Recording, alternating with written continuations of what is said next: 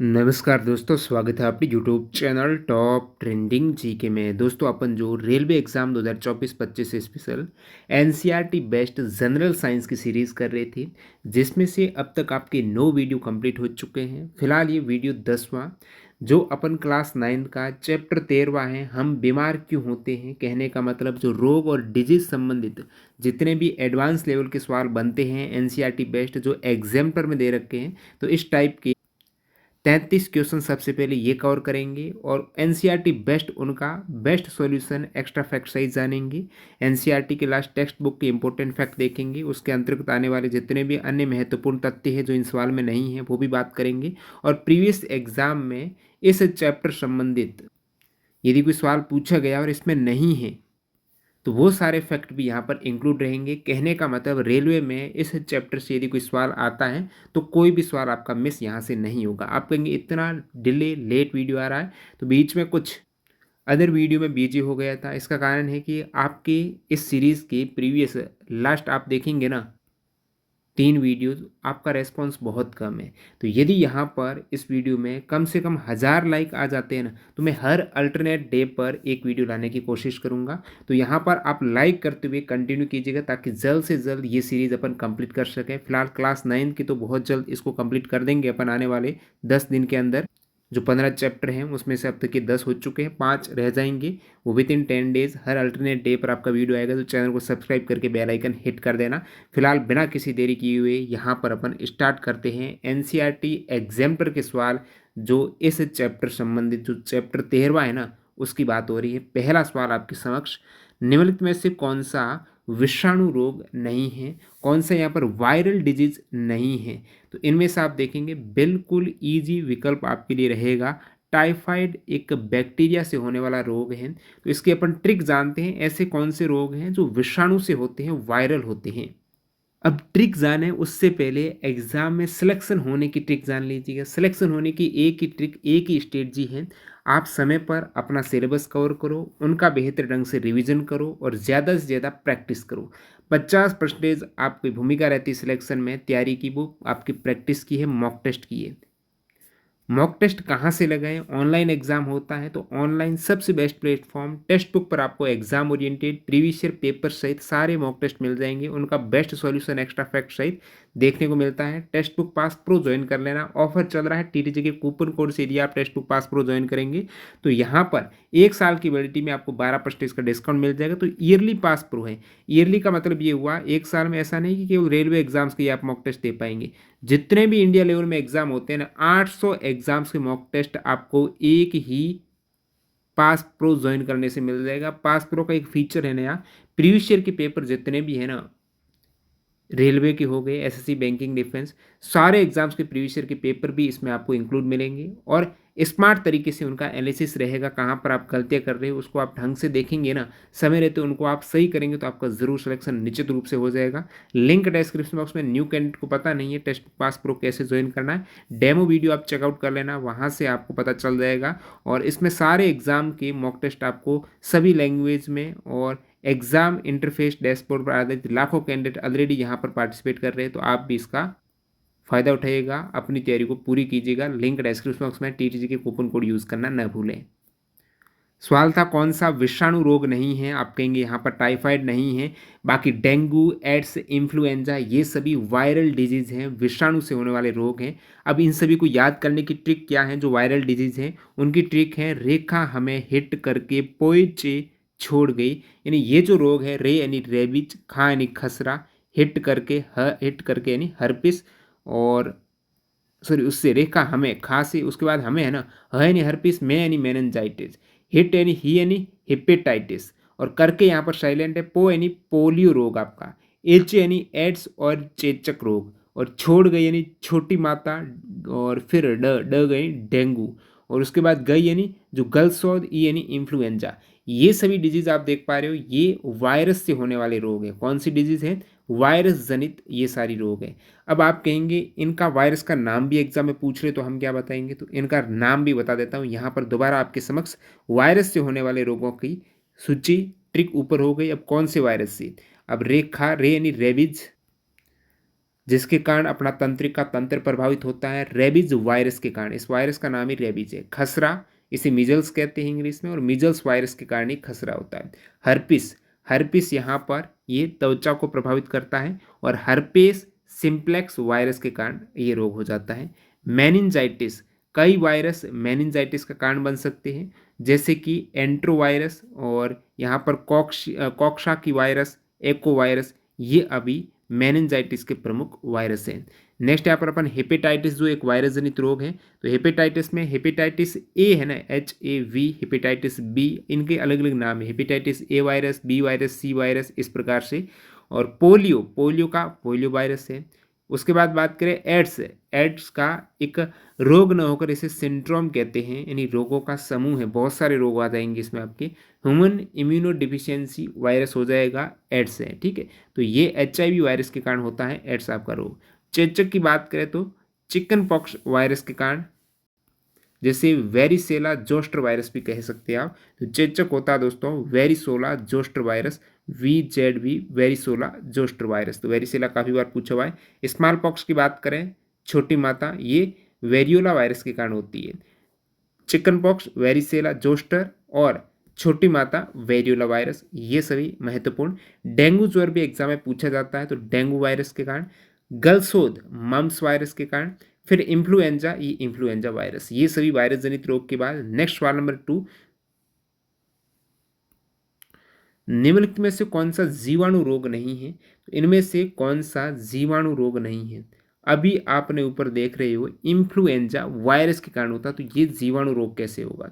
हेजा आपका जीवाणु, तपेदिक जिसे आप ट्यूबरक्लोसिस बोलते हो, ये भी जीवाणु बैक्टीरिया से, और एंथ्रेक्स भी जीवाणु जनित है। इन्फ्लुएंजा इनमें से जीवाणु जनित नहीं है, ये इजी सवाल। उसके बाद यहाँ पर आप कहेंगे जीवाणु जनित रोग की ट्रिक क्या है, आप इन्हें याद कैसे रखें?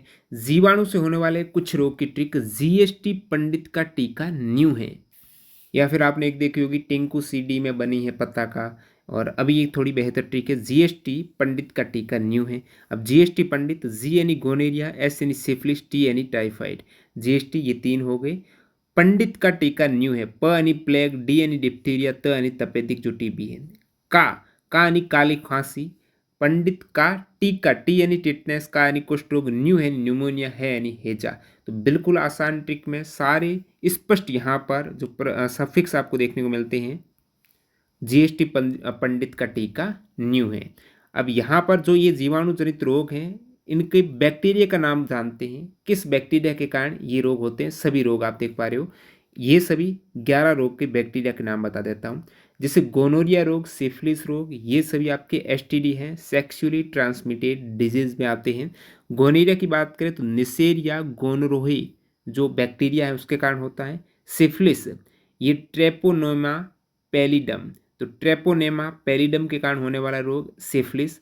टाइफाइड किस बैक्टीरिया के कारण होता है? सल्मोनेला टाइफी, पूरा नाम सल्मोनेला एंटेरिका सेरोटाइप टाइफी, ठीक है।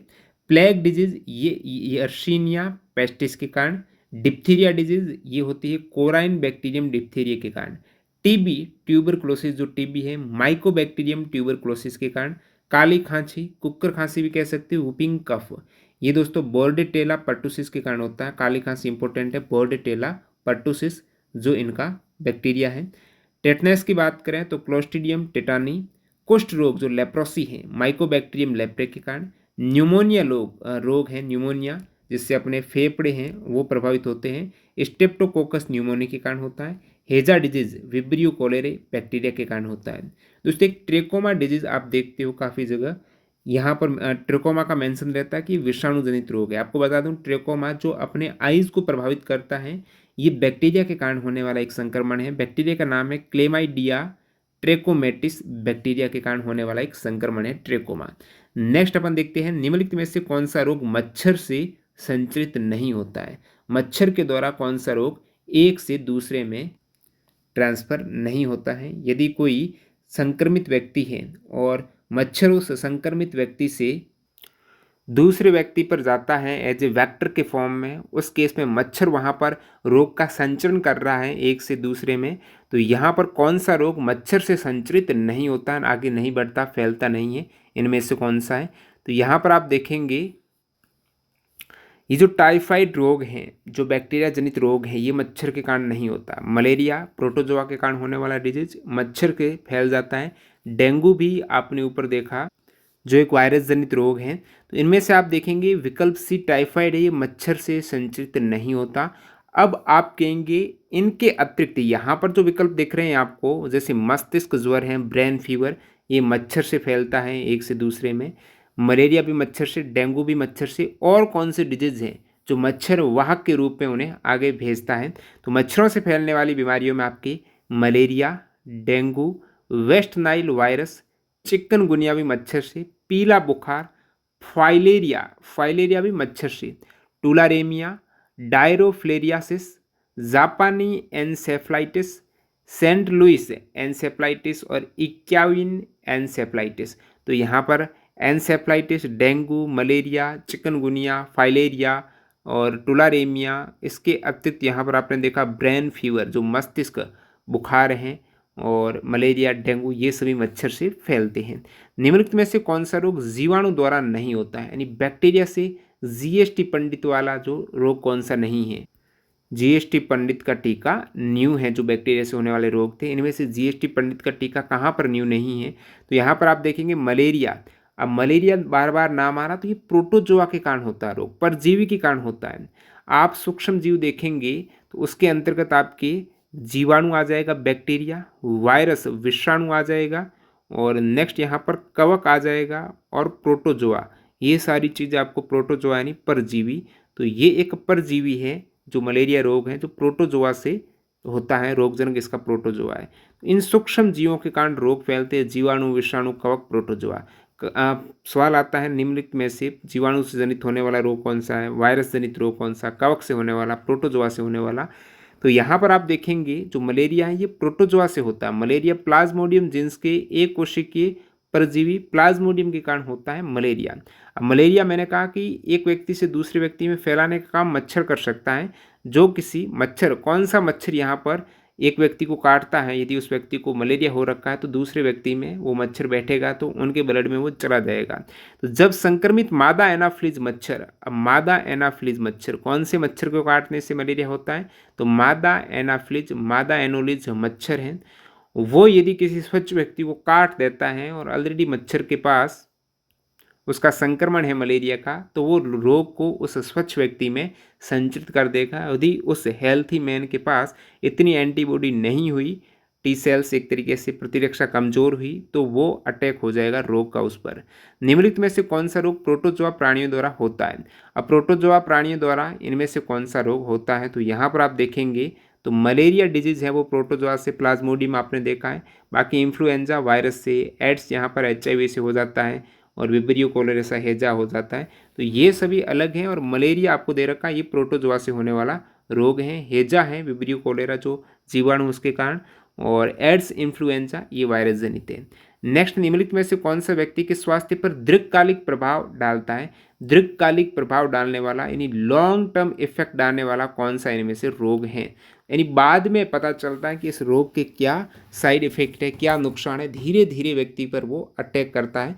तो खांसी है, जुकाम है, ये तो एकदम एक्यूट है, आपको तुरंत इसका इलाज हो जाता है एक तरीके से, और बहुत कम दिन में ही इसका असर देखने को मिल जाता है, लंबे समय में, ये दीर्घकालिक नहीं है। चिकन पॉक्स भी आपको असर देखने को मिल जाता है।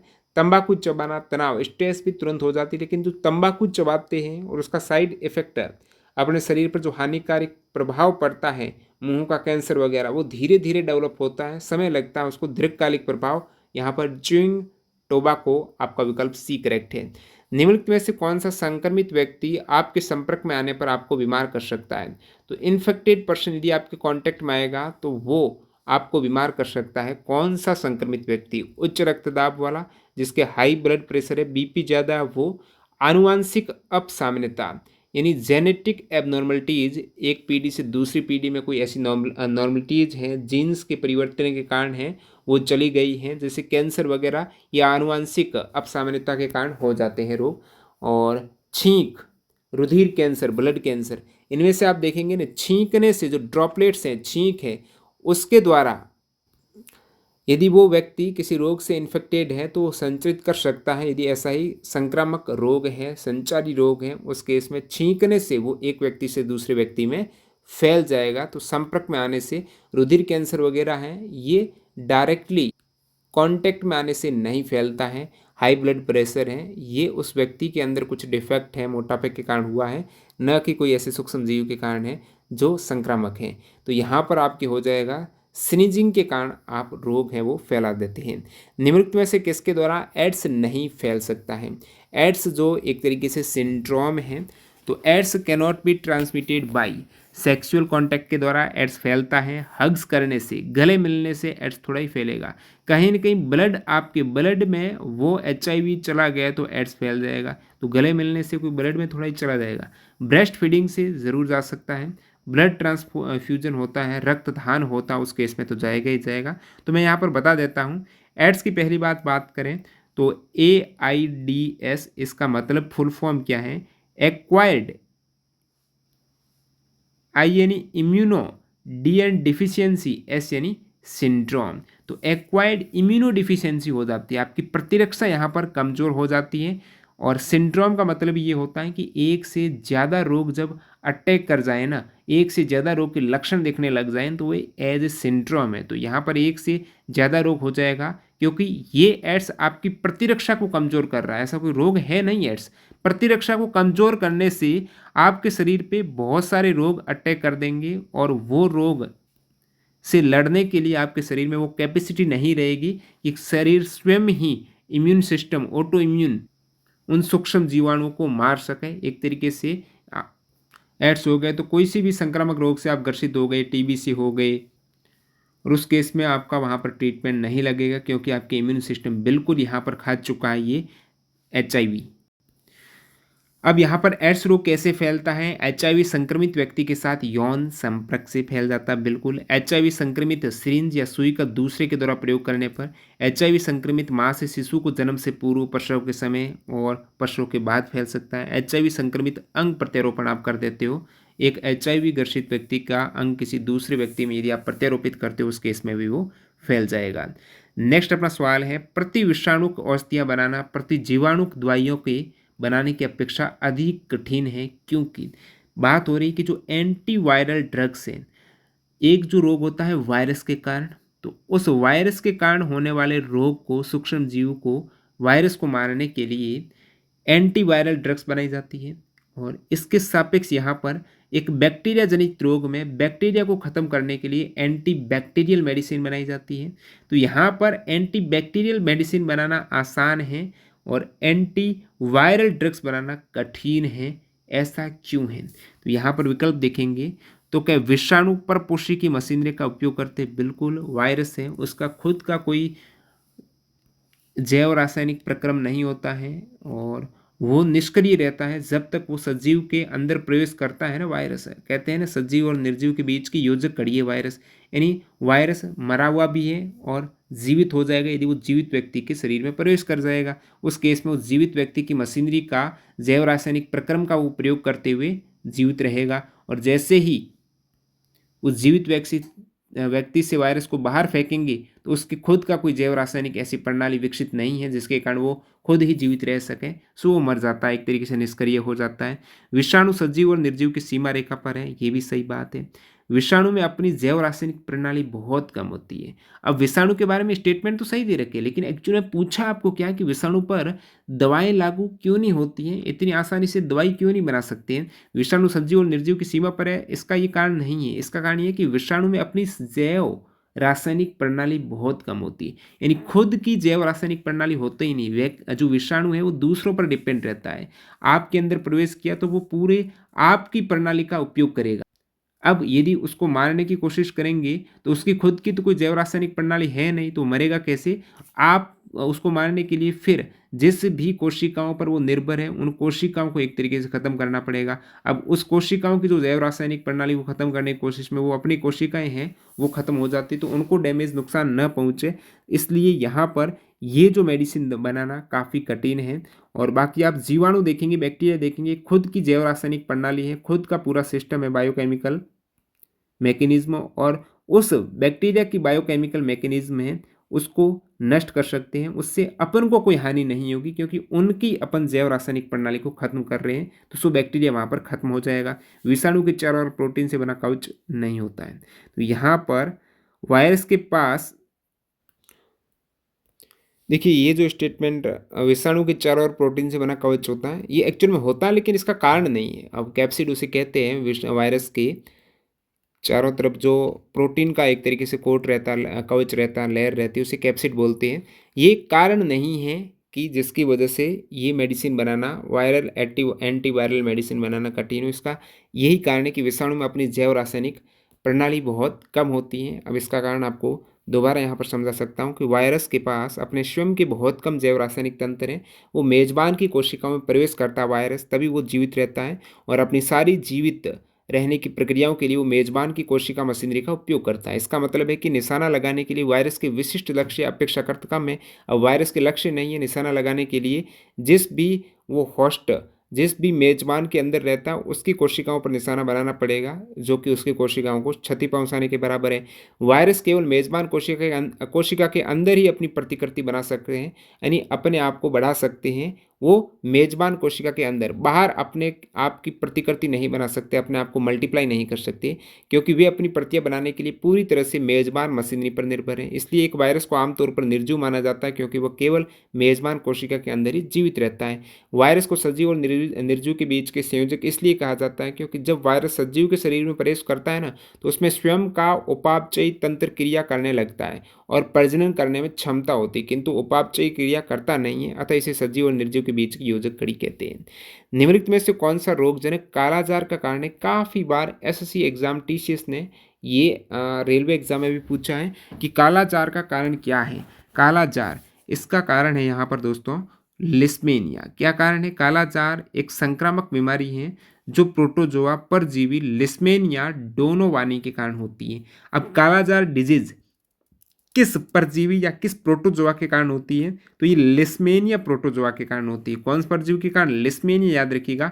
कालाजार, अब देखिए ये प्रोटोजोआ के कारण होती है, लेकिन इसको फैलाता कौन है प्रोटोजोआ को? तो कालाजार का परजीवी बालू मक्खी के द्वारा फैलता है। किस मक्खी के द्वारा ये परजीवी फैलता है कालाजार का? बालू मक्खी ही रोगवाहक के रूप में यहाँ पर कार्य करती है। अब यहाँ आप विकल्प देखेंगे तो एस्केरिस दे रखा है, यानी कालाजार का कारक एस्केरिस। ट्रिपेनोसोमा दे रखा है, बैक्टीरिया दे रखा है। अब लिस्मेनिया इसका कारण है, तो ट्रिपेनोसोमा और एस्केरिस क्या चीज़ें? ट्रिपेनोसोमा गैम्बियस एक कोशिकीय जीव है जो मनुष्य में अफ्रीका का निद्रा रोग उत्पन्न करता है। तो ट्रिपेनोसोमा एक तरीके से कहेंगे स्लीपिंग सिकनेस, निद्रा रोग का कारण है, और ये एक परजीवी है जो रोग की प्रारंभिक अवस्था में प्रभावित व्यक्ति के रुधिर तथा लसिका ग्रंथियों में पाया जाता है। ट्रिपेनोसोमा है जो एक सोने की बीमारी, निद्रा रोग, और ये होने वाला रोग है प्रोटोजोआ के कारण। एस्केरिस ये मुख्य रूप से मनुष्य के आंत्र का एक परजीवी है। एस्केरिस भी एक परजीवी है, प्रोटोजोआ है, लेकिन अपने आंत्र का ये परजीवी है। अगला सवाल आपके लिए, यदि आप छोटे से भीड़ भाड़ वाले तथा कम हवादार घर में रह रहे हैं तो आपको निम्नलिखित में से कौन से रोग होने की संभावना हो सकती है? ऐसे घर में रह रहे हैं जहाँ पर हवा कम और भीड़ भाड़ ज़्यादा हो, तो वहाँ पर कौन सी डिजीज आपको हो सकती है? कैंसर हो सकता है, एड्स हो सकती है, वायु वाहित रोग एयरबॉर्न डिजीज जो वायु से फैलते हैं, या फिर हैजा हो सकता है। तो कैंसर है, ये एक जेनेटिक डिजीज आप कह सकते हो, एड्स HIV वायरस से, और हैजा आप देखते हो विब्रियो कोलेरा से। तो इनमें से यहाँ पर जो हवा के कारण वायु वाहित रोग, यहाँ पर करेक्ट आंसर एयरबोर्न डिजीज, हवा के माध्यम से होने वाले और फैलने वाले किसी भी प्रकार के रोग वायु वाहित रोग हैं जो कहीं ना कहीं हवा से फैलते हैं। हवा से फैलने वाले रोगों में आपके एंथ्रेक्स इनहेलेशन, एंथ्रेक्स डिजीज हैं जो श्वसन संबंधित रोग हैं, चिकन पॉक्स, इन्फ्लुएंजा, खसरा, स्मॉल पॉक्स, क्रिप्टोकोकोसिस और क्षय रोग, ये सभी हवा से फैलने वाले डिजीज हैं। टीबी हो गई, एंथ्रेक्स हो गई, चिकन पॉक्स हो गया, खसरा, स्मॉल पॉक्स है हवा से होने वाले। विब्रियो कोलेरी नामक जीवाणु हैजा संक्रमण का कारण बनता है। तो हैजा संक्रमण होता है, जो कोलेरा है विब्रियो कोलेरी बैक्टीरिया के कारण होता है। निम्नलिखित में से कौन सी बीमारी मच्छर द्वारा नहीं फैलती? दोबारा यहाँ पर मच्छर कहा गया। मलेरिया मच्छर से फैलती है, डेंगू मच्छर से फैलता है, मस्तिष्क ज्वर जिसे एनसेफ्लिटिस कहते हैं, एनसेफ्लिटिस, तो एनसेफ्लिटिस ये भी मच्छर से फैलता है। न्यूमोनिया डिजीज है ना, न्यूमोनिया, ये मच्छर से नहीं फैलती है। विकल्प डी करेक्ट हो जाएगा। बाकी सभी मच्छर जनित रोग हैं। निमोनिया आपके फेफड़े में बैक्टीरिया से हो सकती है, वायरस से हो सकती है, कवक से हो सकती है। निमोनिया के लिए बैक्टीरिया, वायरस, कवक है, ये आपके लंग्स को प्रभावित करेंगे, सभी संक्रमित कर देंगे तो निमोनिया हो जाएगा वहाँ पर। डेंगू जो विकल्प में था, ये एडिस इजेप्टी मच्छरों द्वारा फैलता है। डेंगू किस मच्छर से फैलता है? एडिस इजेप्टी मच्छर। मलेरिया जो प्लाज्मोडियम है, मादा एनाफिलीज मच्छर के द्वारा फैलता है। मस्तिष्क ज्वर जिसे एनसेफ्लिट्स बोल रहे थे अपन, तो एनसेफ्लिट्स ये मस्तिष्क में सूजन, मस्तिष्क दिमागी बुखार है ना, मस्तिष्क ज्वर में मस्तिष्क में स्वेलिंग आती है और ये एनसेफ्लाइटिस का कारण बनने वाले वायरस मच्छरों द्वारा फैलते हैं। दिमागी बुखार भी मच्छर से फैलने वाली डिजीज है। ये वायरल या बैक्टीरियल दोनों हो सकती है और ये प्रतिरक्षा कोशिकाओं द्वारा गलती से मस्तिष्क पर हमला करने के कारण है। ऑटो इम्यूनिटी प्रतिरक्षा खुद की ही यहाँ पर जो सेल्स हैं वो अपने आप को जो बचाती हैं वही हमला कर दे, प्रतिरक्षा कोशिकाओं द्वारा मस्तिष्क पर हमला हो जाए, उस केस में सूजन आ जाएगी, वहाँ पर दिमागी बुखार देखने को मिल सकता है। निम्नलिखित में से कौन सा व्यक्ति के स्वास्थ्य के लिए बहुत प्रमुख नहीं है? स्वास्थ्य के लिए प्रमुख निम्नलिखित में से क्या नहीं है? एक, स्वच्छ स्थान में रहना कितना जरूरी है? अच्छी आर्थिक स्थिति होना, सामाजिक समानता और मेल जोल की भावना, एक बड़े और सुसज्जित भवन में रहना। अब बड़ा भवन में रहो, बहुत ज़्यादा डेकोरेटेड भवन हो, ये मायने नहीं रखता है कि आपने भवन को कितना सजाया हुआ है, वो स्वास्थ्य पर कोई प्रभाव नहीं डालेगा। एक भवन स्वच्छ होना चाहिए, आर्थिक स्थिति यहाँ पर अच्छी होनी चाहिए और सामाजिक समानता और मेलजोल, ये तीन चीज़ें स्वास्थ्य पर प्रभाव डालती हैं। एनसीईआरटी की क्लास 9th में इन तीनों के बारे में बात हो रखी है। शुरुआत में ही दे रखा कि स्वास्थ्य स्वास्थ्य व्यक्ति की क्या है? स्वास्थ्य हेल्थी व्यक्ति की क्या है? हेल्थ शारीरिक, मानसिक और सामाजिक जीवन की एक समग्र समन्वित अवस्था है। यानी वो शारीरिक रूप से भी हेल्थी होना चाहिए, मेंटल मानसिक रूप से भी, और सामाजिक जीवन भी उनका हेल्थी होना चाहिए, तभी वो स्वास्थ्य व्यक्ति, स्वच्छ व्यक्ति कहलाएगा। तो ये सारे आपको ABC विकल्प हैं वो एक तरीके से स्वास्थ्य व्यक्ति के लिए ज़रूरी मानना है। नेक्स्ट अपना सवाल नंबर 14, निम्नलिखित में से गलत कथन का चयन कीजिए, कौन सा स्टेटमेंट गलत है? उच्च रक्तदाब अधिक वजन व व्यायाम के न करने के कारण होता है। बिल्कुल, हाई ब्लड प्रेशर है ना, वो आपके अधिक वेट के कारण होता है, BP हाई होना, क्योंकि अधिक आपका वजन है, यानी आपके फैट ज़्यादा है और ये फैट ज़्यादा क्या करेगी? वेन पर, आर्टरी पर दबाव डालेगी कि नहीं डालेगी? ज़्यादा फैट है, ज़्यादा वजनी है, तो अपनी जो रक्त वाहिकाओं हैं उन पर दबाव पड़ता है, जिसके कारण ब्लड प्रेशर है वो बढ़ जाता है। आनुवांशिक असामान्यताओं के कारण कैंसर होता है। बिल्कुल, आपकी जेनेटिक यहाँ पर एबनॉर्मलिटीज़ है, आनुवांशिक जेनेटिक जीन्स में प्रॉब्लम जो हो गई, एक पीढ़ी से दूसरी पीढ़ी में बदलाव हो गया कुछ, उस कारण कैंसर हो जाएगा। अम्लीय भोजन खाने के कारण पेप्टिक वर्ण का होना, अम्लीय भोजन खाने से पेप्टिक वर्ण अल्सर नहीं होता है, अम्लीय भोजन खाने से बिल्कुल नहीं। और यहाँ पर अगला है कि एक्ने स्टेफाइलोकोकाई के कारण नहीं होता है। करेक्ट आंसर हो जाएगा इसमें जो पेप्टिक अल्सर है ये एसिडिक फूड खाने के कारण नहीं होता है। पेप्टिक अल्सर हेलिकोबैक्टर पाइलोरी जो बैक्टीरिया है ना, ये आपके पेट में चला जाएगा, पेट को संक्रमित कर देता है, उस कारण आपको पेट का अल्सर जिसे पेप्टिक अल्सर कहा जाता है वो हेलिकोबैक्टर पाइलोरी बैक्टीरिया के कारण होता है। नेक्स्ट, हमें अपने वातावरण में मच्छरों के प्रजनन को रोकना चाहिए, क्योंकि मच्छर है ना, ये रोगवाहक का काम करते हैं काफ़ी जगह, तो उनका प्रजनन है, मच्छर ज़्यादा हो गए तो दिक्कत ज़्यादा हो जाएगी, रोग फैलाने के लिए एक तरीके से बसें हैं, ट्रेन है, वो ज़्यादा हो जाएगी। बहुत तीव्र गति से गुणन करते हैं और प्रदूषण फैलाते हैं, बहुत सी बीमारियों के रोगवाहक हैं। तो यहाँ पर बहुत सी बीमारियों के मच्छर रोगवाहक हैं, तो रोगवाहक एक जगह से दूसरी जगह रोग लाने में बहुत ज़्यादा कार्य हो जाएगा, फिर रोग ही रोग फैल जाएंगे, सो इसको कम करना है। नेक्स्ट अपना सवाल है, आप अपने शहर में पोलियो उन्मूलन कार्यक्रम के बारे में जागरूक हैं, इसके लिए बच्चों का टीकाकरण किया जाता है, क्योंकि पोलियो उन्मूलन भारत में 2014 भारत 2014 से पोलियो मुक्त हो चुका है, पोलियो फ्री है, यानी पोलियो डिजीज भारत से खत्म हो चुकी है 2014 से। तो पोलियो उन्मूलन कार्यक्रम में बच्चों का टीकाकरण किया जाता है, वैक्सीन लगाई जाती है, पोलियो न हो इस हेतु टीकाकरण करते, वैक्सीन कर लगाते, क्यों लगाते हैं? तो आपके अंदर उस रोग से लड़ने के लिए एंटीबॉडी विकसित हो जाए, सो वहाँ पर आपके टीकाकरण लगाया जाता है। पोलियो फैलाने वाले जीवों का प्रवेश रोक देते हैं, ये शरीर में रोग प्रतिरोधकता को उत्पन्न करता है, तो बिल्कुल यहाँ पर शरीर में रोग प्रतिरोधकता को उत्पन्न करता है टीकाकरण, जिसके कारण अपन टीके लगाते हैं। पोलियो विषाणु के विरुद्ध प्रतिरोधक क्षमता उत्पन्न करने के लिए पोलियो का टीका लगाते हैं, ताकि पोलियो वायरस है ना, उनके विरुद्ध अपनी एंटीबॉडी बन जाए और प्रतिरक्षा तंत्र पहले से ही तैयार हो जाए कि भाई पोलियो रोग कैसा होता है, एक तरीके से मेमोरी में फिट हो जाए, पहले ही टीका लगा देंगे तो पोलियो डिजीज़ के बारे में उस सेल को पता रहेगा, सेल की मेमोरी में रहेगा कि पोलियो रोग को मारने के लिए, उनके सूक्ष्म जीवों को खत्म करने के लिए किस टाइप से एंटीबॉडी का बनना ज़रूरी है, तो पहले ही शरीर में आपकी ऐसी एंटीबॉडी बनी हुई रहेगी। 24 अक्टूबर को विश्व पोलियो दिवस मनाते हैं और भारत 2014 से पोलियो फ्री है। पोलियो वायरल संक्रमण जो स्पाइनल कॉर्ड और मस्तिष्क को प्रभावित करता है। पोलियो से शरीर में कौन सा अंग प्रभावित होता है? विशेषकर जो रीढ़ है ना, वो प्रभावित हो जाती है, मस्तिष्क प्रभावित होता है और इसके कारण, पोलियो के कारण कौन सी डिजीज हो जाती है? पक्षाघात यानी लकवा पैरालिसिस है, वो पोलियो के कारण होने वाला रोग है। नेक्स्ट अपन सवाल देखते हैं, विषाणुओं से हेपेटाइटिस रोग होता है। ये रोग निम्नलिखित में से किसी एक द्वारा संचरित होता है। हेपेटाइटिस रोग वायु से, जल से, भोजन से, व्यक्तिगत संपर्क से किससे फैलता है, आगे बढ़ता है। हेपेटाइटिस रोग दोस्तों यहाँ पर पानी से, जल जनित रोग है। जल से होने वाले रोग में हेपेटाइटिस का नाम भी आता है। अब जल जनित रोग कौन से हैं, तो यहाँ पर आप देख सकते हो दस्त और आंत्र शोथ। आंत्र शोथ है, आंतों में कोई रोग होता है आंत्र शोथ। दस्त है, आंत्र ज्वर जैसे आप टाइफाइड बोलते तो आंत्र शोथ, आंत्र ज्वर, पेचिस रोग, हेजा रोग, मस्तिष्क आवरण शोथ, गिनी कृमि रोग, हेपेटाइटिस, पोलियो, ये सभी पानी से फैलते। हेपेटाइटिस पानी से, पोलियो पानी से, पेचिस रोग भी पानी से, हेजा भी पानी से, ठीक है।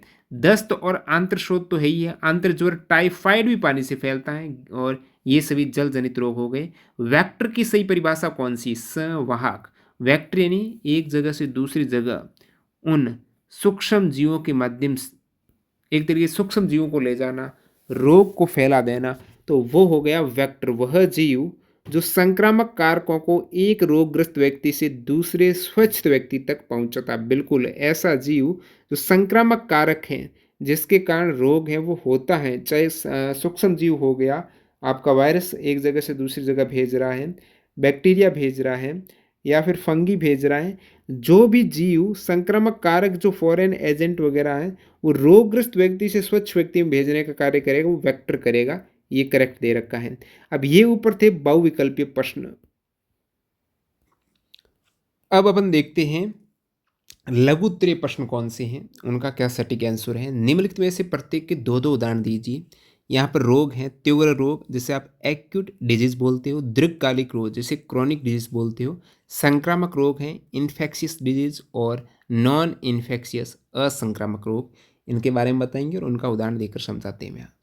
पहली बात करें एक्यूट डिजीज, तीव्र रोग, जैसे कि आपको फ्लू हो जाता है, खांसी जुकाम हो जाता है, कहने का मतलब सामान्य जुकाम हो जाता है, बहुत तीव्र गति से होता है, पता ही नहीं चलता है और ख़त्म भी हो जाता है 2-4 दिन में। तो ये एक्यूट डिजीज है, कम समय में होने वाला और बहुत कम समय तक इसका प्रभाव रहता है।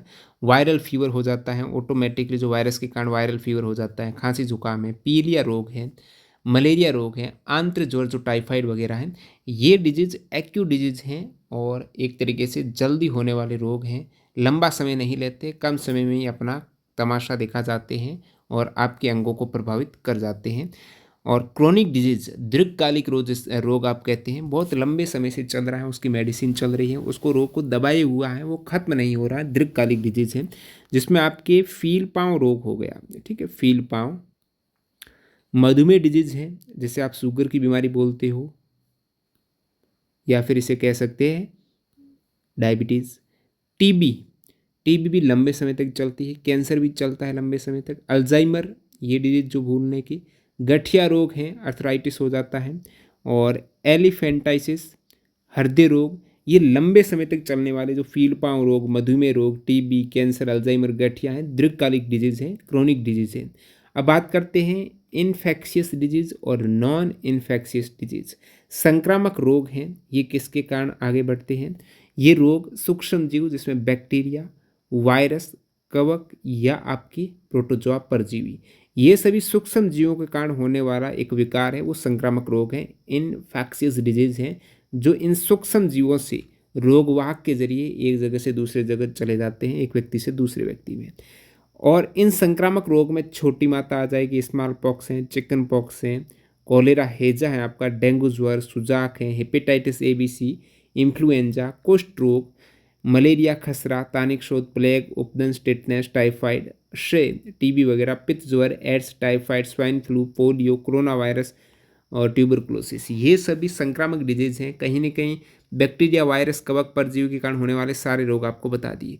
असंक्रामक रोग कौन सा है? तो असंक्रामक में आपका कैंसर रोग है, वो फैलता नहीं है, एक व्यक्ति से दूसरे व्यक्ति में ऐसे गले मिलने से कुछ नहीं होता है। अल्जाइमर डिजीज है, ये भी असंक्रामक है।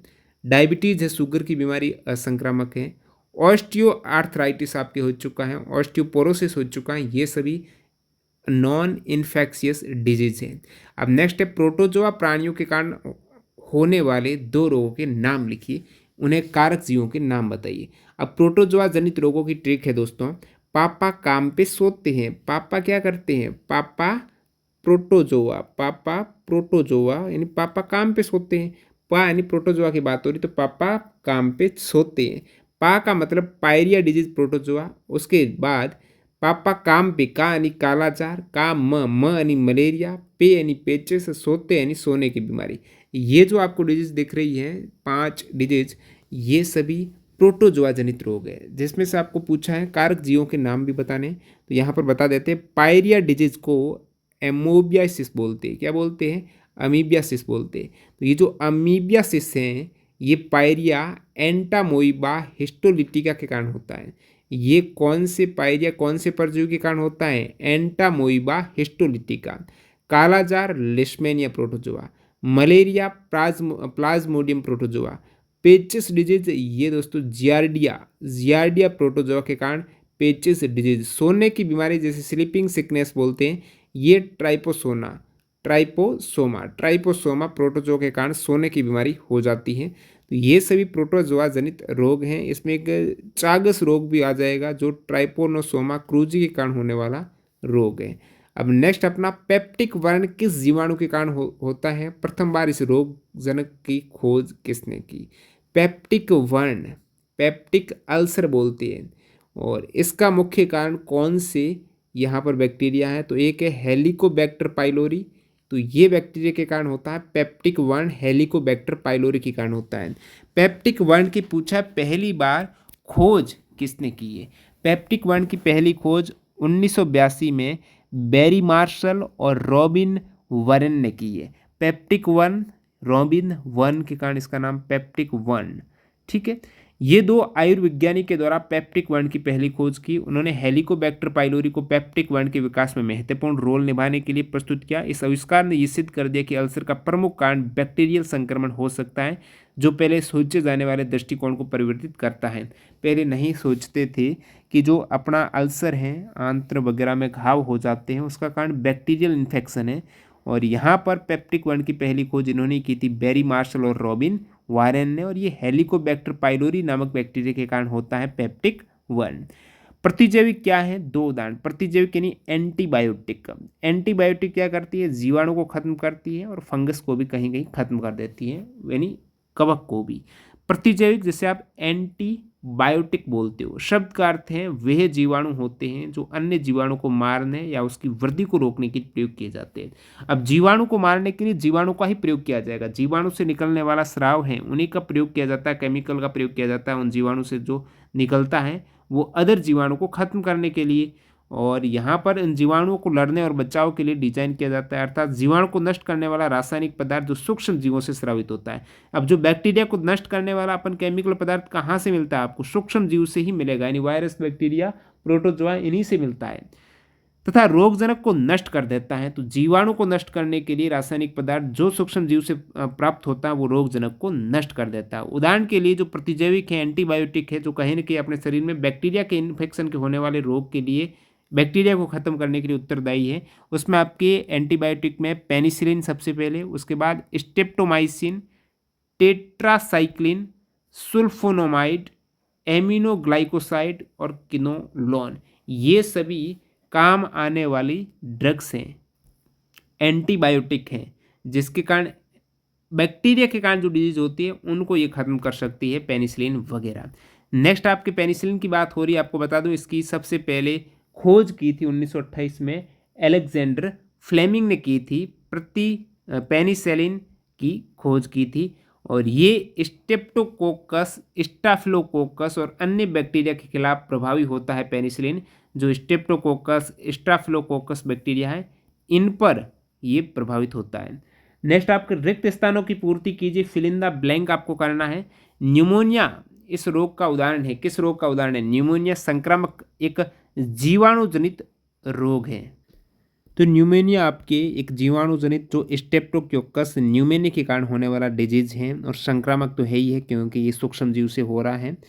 नेक्स्ट अपना है त्वचा के अनेक रोग के द्वारा फैलते हैं। तो त्वचा के अनेक रोग किसके द्वारा फैलते हैं? कवक के द्वारा, फंगी के द्वारा। तो फंगस जो त्वचा संबंधी जो दाद वाला आपका रोग हो गया, खाज हो गया, खाज, खुजली, दाद, रिंगवर्म्स वगैरह हैं जो इसके बीज हैं, ये फंगस के कारण। अब बात हो रही है कवक जनित रोग की। तो कवक से होने वाले रोग की ट्रिक है गंजा दामाद खाए फ्रूट। सभी को मालूम है, हर जगह आपने देखी होगी। गंजा दामाद यानी गंजापन जो डिजीज है ना, वो टीनिया कैपिटिस कवक के कारण होती है। दमा रोग ये एस्परगिलस कवक के कारण। दाद, दाद के लिए 3 कवक यहाँ पर जिम्मेदार हैं, टीचोफिटिन, माइक्रोस्पोरियम और एपिडमोरफिटिन। खाज है ये सरकोप्स, इसके बीज के कारण होती है। फ्रूट, अब गंजा दामाद खाए फ्रूट। फ्रूट यानी हाथी पाँव, फुट जो हाथी पाँव है, या फिर एलिफेंटियसिस बोलते हो, ये टीनिया पेडिस कवक के कारण होता है। तो ये कवक जनित डिजीज है, जो स्किन की डिजीज भी इसमें आ जाएगी। नेक्स्ट अपना सवाल है, प्रतिजैविक आमतौर पर जैव रासायनिक पथ को, प्रतिजैविक यानी एंटीबायोटिक है, तो ये जैव रासायनिक पथ को बैक्टीरिया की वृद्धि के लिए आवश्यक है, अवरुद्ध कर देता है। तो एक्चुअल में ये होगा कि प्रतिजैविक आमतौर पर जैव रासायनिक पथ को अवरुद्ध कर देता है, जो कि बैक्टीरिया की वृद्धि के लिए आवश्यक है। तो ऐसा बायोकेमिकल पाथवे, जैव रासायनिक पथ जिसके द्वारा बैक्टीरिया अपनी ग्रोथ करता है, उस जैव रासायनिक पथ कोई जिसमें शोषण हो सकता है, शोषण तंत्र को अवरुद्ध कर दिया। ठीक है, तो शोषण तंत्र को अवरुद्ध कर दिया तो बैक्टीरिया के लिए यहाँ पर मुश्किल हो जाएगा ग्रोथ करना, वो खत्म हो जाएगा। तो जो भी सूक्ष्म जीव हैं उसका जैव रासायनिक पथ यहाँ पर अवरुद्ध हो जाए तो वो जल्दी खत्म हो जाएगा, तो अपन कंट्रोल कर देंगे डिजीज पर। तो यहाँ पर एंटीबायोटिक यही करता है कि जैव रासायनिक पथ जो वायरस में देखने को नहीं मिलता है, खुद का अपना जैव रासायनिक प्रोसेस, पथ, प्रक्रिया नहीं होती वायरस में, जो मुश्किल होता है उसकी ड्रग्स को बनाना, मेडिसिन को बनाना, दवाइयों को बनाना, इसके सापेक्ष प्रतिजैविक पथ हैं, ये आसानी से अटैक कर देगी प्रतिजैविक पथ पर, जैव रासायनिक पथ पर। जो एंटीबायोटिक हैं ये बैक्टीरिया के खिलाफ उत्तरदायी हैं। वे सजीव जीव जो संक्रामक कारक को एक व्यक्ति से दूसरे व्यक्ति तक ले जाते हैं उन्हें वेक्टर कहते हैं। संक्रामक कारक जैसे कि आपका हो गया वायरस, मान लेते हैं वायरस को एक व्यक्ति से दूसरे व्यक्ति तक पहुंचाना है, तो उनको जो लेकर जाने वाले मच्छर वगैरह हो गए, ठीक है, वो सभी वेक्टर कहलाएंगे। निम्नलिखित रोगों में से कौन से अंग प्रभावित होते हैं? काफ़ी इंपॉर्टेंट सवाल है, यहाँ पर एग्जाम में आता ही आता है। तो हेपेटाइटिस से प्रभावित होने वाला अंग, अर्ध चेतनावस्था या फिर अनकॉन्शियसनेस के कारण प्रभावित होने वाला अंग। न्यूमोनिया से कौन सा अंग प्रभावित होता है? कवक से प्रभावित होने वाला अंग। तो सभी में बता देता हूँ। यदि हेपेटाइटिस की बात करें तो प्रभावित अंग होता है अपना यकृत। हेपेटाइटिस है, पीलिया है, जॉन्डिस जो है, उससे अपना लीवर प्रभावित होता है। दौरा पड़ जाता है, आपको अर्ध चेतना अवस्था हो जाती है, उस केस में आपका मस्तिष्क का दौरा है, अर्ध चेतन की अवस्था है, अनकॉन्शियसनेस है, वो ब्रेन का जब अटैक आए तब होता है। निमोनिया ये अपने लंग्स को, एक तरीके से फेफड़ों को प्रभावित करता है। कवक से प्रभावित होने वाला अंग अपनी स्किन है।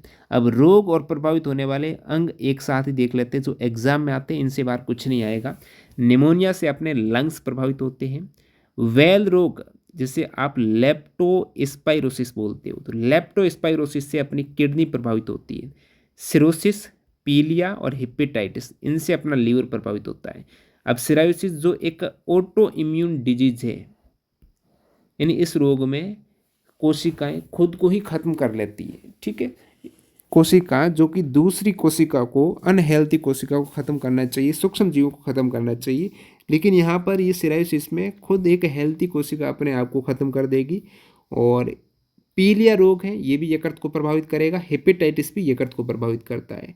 नेक्स्ट अपना है राइनाइटिस। तो राइनाइटिस करता है नाक को प्रभावित।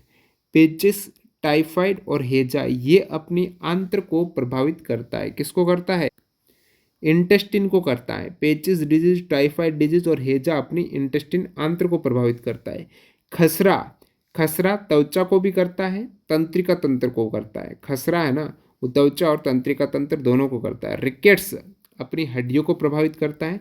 पोलियो रोग शरीर का प्रभावित अंग तंत्रिका तंत्र है। पोलियो रोग में जैसे पैरालासिस, पक्षाघात हो जाता है। मस्तिष्क, जो मेनिंजाइटिस डिजीज है ना, उससे अंग प्रभावित होता है, वो आपका ब्रेन है। मेनिंजाइटिस रोग से प्रभावित होने वाला अंग दोस्तों ब्रेन है, मस्तिष्क है, जो मेनिंजाइटिस डिजीज से प्रभावित होता है।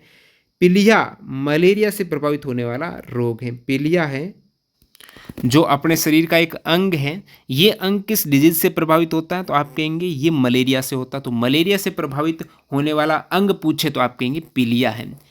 अब जो घेंगा रोग हैं, जैसे गलगंड रोग कहते हैं, गोइटर कहते हैं, इससे अपनी आउटू ग्रंथि, थायराइड ग्रंथि प्रभावित होती है। गलगंड या घेंगा रोग से थायराइड ग्रंथि प्रभावित होती है।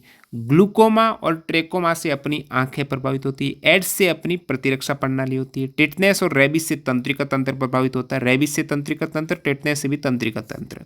हर्पिस से त्वचा, डिप्थीरिया से अपनी श्वास नली, गोनेरिया से मूत्र मार्ग और सिफिलिस से शिशन, मलेरिया से तिल्ली और आरबीसी प्रभावित होते हैं। पायरिया वेरी इंपॉर्टेंट है, एग्जाम में पूछे जाता है, मसूड़े प्रभावित होंगे पायरिया से। नेक्स्ट कालाजार, ये जो प्रोटोजोआ से पायरिया कालाजार, कालाजार से अस्थिमज्जा, चेचक, छोटी माता, खसरा, इन्फ्लुएंजा, इससे पूरा संपूर्ण शरीर प्रभावित होता है। पोलियो से गला है, रीढ़ है, ये ज़्यादा प्रभावित होती है। नेक्स्ट सवाल देखिएगा, टीका की पहली बार खोज किसने की थी? ऐसे दो रोगों के नाम बताइए जिनका उपचार टीकाकरण वैक्सीनेशन से हो जाएगा। टीका की खोज सबसे पहले एडवर्ड जेनर ने की थी। कब की थी? 1796 को की थी। अंग्रेज के चिकित्सक से 1796 में एडवर्ड जेनर ने टीके का आविष्कार किया। तो सबसे पहले वैक्सीन का आविष्कार किसने किया? एडवर्ड जेनर ने किया। 5 रोगों के नाम बता दूं जो टीकाकरण से ठीक किए जाते हैं, वैक्सीनेशन से। उन रोगों के लिए एंटीबॉडी तैयार कर दी जाती है जो एंटीजन को ख़त्म कर देगी। तो यहाँ पर जैसे डिप्थीरिया रोग, अब डिप्थीरिया का टीका लगता है, टिटनेस का टीका, पोलियो का टीका लगता है। डिप्थीरिया जो कोरीबैक्टीरियम डायप्थीरिया के खिलाफ डिप्थीरिया टॉक्साइड का टीकाकरण उपचार में प्रयोग होता है। टेटनेस दोस्तों क्लोस्ट्रीडियम टेटोनी के खिलाफ टेटनेस टॉक्साइड का टीकाकरण उपचार में काम में आता है। क्लोस्ट्रीडियम टेटोनी के खिलाफ टेटनेस। पोलियो वायरस के खिलाफ टीका उपलब्ध जिसमें ये बीमारी नियंत्रित की गई है। मस्तिष्क ज्वर जिसे आप मेनिंजाइटिस बोलते हो, इसके लिए भी टीका है। हाइप बैक्टीरिया के खिलाफ यहाँ पर हाइप टीका मस्तिष्क ज्वर के खिलाफ उपचार में प्रयोग होता है। हेपेटाइटिस बी वायरस के खिलाफ हेपेटाइटिस बी टीका, जिससे ये वायरल इन्फेक्शन कंट्रोल होता है। नेक्स्ट, रिक्त स्थानों की पूर्ति करनी है। रोग बहुत दिन तक लगातार बने रहते हैं और शरीर पर इनका बना रहता है। बहुत दिन तक क्रोनिक डिजीज रहेगी, यानी लंबे समय तक दीर्घकालिक रोग है और लंबे समय तक इनका प्रभाव रहता है। कौन सा रोग? कुछ दिनों तक, जैसे अपने खांसी जुकाम आपको हो जाएगा, नॉर्मल फ्लू वगैरह, उस केस में उसे एक्यूट कहेंगे, बहुत कम समय में होने वाली डिजीज। कौन सा शब्द शारीरिक, मानसिक और सामाजिक कार्य सुचारू और सुखद प्रकार से पूरा करने को परिभाषित करता है? तो यहाँ पर स्वास्थ्य के बारे में, हेल्थ के बारे में एनसीईआरटी में दे रखा कि शारीरिक, मानसिक और सामाजिक, यहाँ पर इन तीनों में ही आप हेल्थी होने चाहिए। खांसी जुकाम किस प्रकार का रोग है? तो वायरल डिजीज है और एक्यूट डिजीज है, तुरंत होके होने वाली। बहुत से त्वचा रोग किसके कारण होते हैं? त्वचा रोग जो भी है वो कवक के कारण होते हैं। गंजा दामाद खाए फ्रूट, आपको ट्रिक बताइए। निम्नलिखित रोगों के कुछ संक्रामक और असंक्रामक में वर्गीकृत कीजिए। कौन से रोग हैं वो संक्रामक हैं, यानी सूक्ष्म जीवों से फैल जाते हैं, तो एड्स वायरस से फैलता है तो संक्रामक है। ट्यूबरकुलोसिस ये आपके बैक्टीरिया के कारण फैलता है तो संक्रामक है। हेजा बैक्टीरिया से होता है, ये भी संक्रामक है। उच्च रक्तदाब, हाई ब्लड प्रेशर, ये संक्रामक नहीं है। हृदय रोग संक्रामक नहीं है। कैंसर संक्रामक नहीं है। न्यूमोनिया आपने देखा, बाकी यहाँ पर ये लिस्ट आप सेम नीचे दे रखी कि न्यूमोनिया, हैजा, क्षय रोग, एड्स ये संक्रामक है। बाकी कैंसर, हृदय रोग, हाई ब्लड प्रेशर ये गैर संक्रामक है। सूक्ष्म जीवों के उन 2 वर्गों के नाम लिखिए जिनसे प्रतिजैविक प्राप्त किया जा सके। सूक्ष्म जीव एक तरीके से माइक्रो ऑर्गेनिज्म कौन से हैं जिनसे एंटीबायोटिक अपन एक्सट्रैक्ट करा सकते हैं, प्राप्त कर सकते हैं। एंटीबायोटिक प्रतिजैविक हैं जो कि बैक्टीरिया को ख़त्म करने के लिए जो भी इन्फेक्टेड संक्रमित व्यक्ति है उनमें बैक्टीरिया को ख़त्म करने के लिए। तो यहाँ पर सूक्ष्म जीव ऐसे कौन से हैं जिन पर प्रतिजैविक काम कर सके, जिन पर एंटीबायोटिक है वो काम में ली जा सके। उन प्रतिजैविक सूक्ष्म जीवों को ख़त्म करने के लिए कौन सी अलग अलग एंटीबायोटिक रहती है? तो बैक्टीरिया और फंगी, एक तरीके से बैक्टीरिया पर ही काम करेगी ना, एंटीबायोटिक है तो वो बैक्टीरिया को ख़त्म करेगी, या फिर फंगी को भी करेगी, कवक को भी करेगी। तो एक तरीके से एंटीबायोटिक्स यहाँ पर अपन बात करते हैं बनती कैसे। तो एंटीबायोटिक बनाने में एक तरीके से बैक्टीरिया का ही उपयोग किया जाएगा। बैक्टीरिया को ख़त्म करना है तो बैक्टीरिया ही लेना पड़ेगा ना, कैसे उनसे केमिकल लेना है और उनको ख़त्म कर सके। तो एंटीबायोटिक बनाने के लिए जैसे बैक्टीरिया हैं, एक एक्टिनोमाइसिट। तो एक्टिनोमाइसिट्स ये प्रकार के जीवाणु हैं, टाइप्स ऑफ बैक्टीरिया हैं जो मिट्टी में पाए जाते हैं। और विभिन्न प्रकार के एंटीबायोटिक्स जैसे कि स्ट्रेप्टोमाइसिन, एरिथ्रोमाइसिन, टेट्रासाइक्लिन, ये जो औषधियाँ है ना, ये इसी एक्टिनोमाइसिट्स एक विशेष प्रकार के बैक्टीरिया से बनाई जाती हैं, ये सभी एंटीबायोटिक्स। अब कवक से बनने वाली एंटीबायोटिक, कुछ कवक भी एंटीबायोटिक्स के स्रोत हैं। उदाहरण के लिए पेनिसिलियम कवक पेनिसिलिन उत्पन्न करते हैं जो एक प्रमुख एंटीबायोटिक है। पेनिसिलिन जो एक एंटीबायोटिक है उसको बनाने के लिए पेनिसिलियम कवक का उपयोग किया जाता है। तो यहाँ पर कवक और बैक्टीरिया जिनका उपयोग करके अपन एंटीबायोटिक बनाते हैं उनके बारे में आपको पूछा है। तो एक्टिनोमाइसिट्स और फंगी। तो एक्टिनोमाइसिट्स में आपने देखे कौन से जीवाणु, स्ट्रेप्टोमाइसिन, एरिथ्रोमाइसिन, टेट्रामाइसिन जैसी औषधियाँ उत्पन्न होती है। नेक्स्ट अपन बात कर लेते हैं वेक्टरों से फैलने वाले 3 रोग कौन से हैं। वेक्टर यानी एक स्वच्छ व्यक्ति से दूसरे व्यक्ति में वेक्टर रोगों का संचरण करते हैं। तो यहाँ पर वेक्टरों से फैलने वाले 3 रोगों के नाम लिखिए। कौन से रोग वेक्टर से फैलते हैं? तो काफ़ी रोग है, 3 तो क्या, मलेरिया फैलने के लिए वेक्टर मादा एनाफ्लिज, मच्छर प्लाज्मोडियम प्रोटोजोआ से होता है, मच्छर यहाँ पर एनाफ्लिज है। डेंगू बुखार डेंगू वायरस है, लेकिन इनको फैलाता कौन है, रोगवाहक कौन है, इनका वेक्टर कौन है? ले जाने का काम एडिज मच्छर करता है डेंगू में भी, जिसे एडिज इजिप्टी बोलते हैं। जीका वायरस एडिज मच्छर के द्वारा फैलने वाला जीका वायरस संक्रमण है, जीका एडिज मच्छर। चिकनगुनिया वायरस संक्रमित एडिज इजिप्टी और एडिज एल्बोपेक्ट्स मच्छर के द्वारा होती है। तो ये भी चिकनगुनिया एडिज से, जीका वायरस एडिज से, डेंगू एडिज से। ये देखो एडिज से कितने 3 रोग तो हो गए। वेस्ट नील वायरस प्राथमिक रूप से संक्रमित मच्छरों द्वारा फैलने वाले जो संक्रमित पंछियों से खाना खा चुके हैं, संक्रमित पंछी से खाना खा चुके हैं तो वो आगे फैल जाएगा। वेस्ट नील वायरस भी वेक्टर से फैलने वाला है। रेबीज पागल कुत्तों द्वारा फैलता है और एलिफेंटियासिस मच्छर द्वारा फैलता है। अब देख लेते हैं 2-3 दीर्घ का उत्तरीय प्रश्न कौन से हैं जो आपका कंसेप्ट क्लियर करता है। प्रतिरक्षा तंत्र हमारे स्वास्थ्य के लिए क्यों आवश्यक है? हमारे स्वास्थ्य के लिए इम्यून सिस्टम है वो क्यों आवश्यक है? प्रतिरक्षा प्रणाली में विभिन्न प्रकार की कोशिकाएं होती हैं, अलग अलग बहुत टाइप की कोशिकाएं जो संक्रमित सूक्ष्म जीवों को मारती हैं। ये सभी कोशिकाएं क्या करती हैं, जो भी सूक्ष्म जीव आ जाए, सूक्ष्म जीव का मतलब वायरस आ गया, बैक्टीरिया आ गया, कवक आ गया, प्रोटोजोआ आ गया, इन सभी को मारने के काम ये कोशिकाएं ही करती हैं। जब कोई रोगाणु हमारे शरीर में प्रवेश करता है तो हमारा प्रतिरक्षा तंत्र रोगाणु से लड़ने और उन्हें मारने के लिए प्रतिरक्षा कोशिकाएं भेजता है। ऐसी कोशिकाएं भेजेगा जो उन रोगाणुओं को लड़ सके, उन्हें मार सके। अगर हमारा प्रतिरक्षा तंत्र रोग पैदा करने वाले रोगाणु को साफ कर देता तो हम स्वच्छ हैं। तो ऐसा अपना इम्यूनिटी सिस्टम है, जो भी रोग अटैक करें उनको खत्म कर दें तो अपन रहेंगे हेल्थी। अगर हमारा प्रतिरक्षा तंत्र रोगाणु को साफ करने में, रोगाणु को मारने में विफल रहा, अपनी जो इम्यूनिटी है अंदर की वो रोगाणु को नहीं मार पा रही है, तो बीमारी का घर अपन बन जाएगी, क्योंकि अपनी प्रतिरक्षा प्रणाली कमज़ोर हो चुकी है। तो एक तरीके से प्रतिरक्षा प्रणाली में क्या होगा, जो एंटीबॉडी है ना वो यदि बनी हुई मिल जाए ना, यानी आपका कोरोना में क्या किया था, आपके शरीर में एंटीबॉडी डाली गई और वो एंटीबॉडी ऐसा वायरस डाला गया, एक तरीके से आपके शरीर में कोविड का ही वायरस डाला गया, थोड़ा कम एक्टिव डाला गया, ज़्यादा बड़ा ज़्यादा प्रभावित करने वाला नहीं, कम एक्टिव वायरस आपके शरीर में एंटर कराया गया।